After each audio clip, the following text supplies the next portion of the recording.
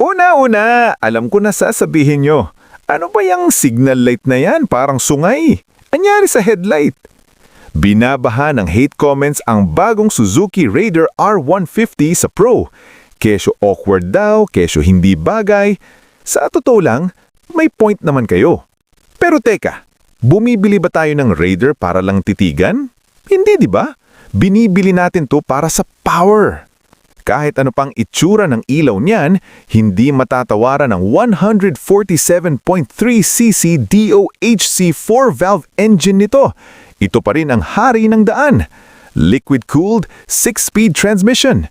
Ito yung specs na magpapakain ng alikabok sa iba. Maraming may ayaw. Pero alam nyo ba kung bakit ganyan? Sumusunod lang ang Suzuki sa bagong safety standards at LTO regulations. Kailangan hiwalay na ang blinkers. Yung looks, subjective yan. Pero yung bilis, fact yan. Isa pa, kilala ko kayo. Pagkalabas nito sa kasa, papalitan nyo rin naman agad ng flush mount signals at aftermarket headlight, di ba? So, anong problema? Ngayon, pag-usapan natin ang presyo.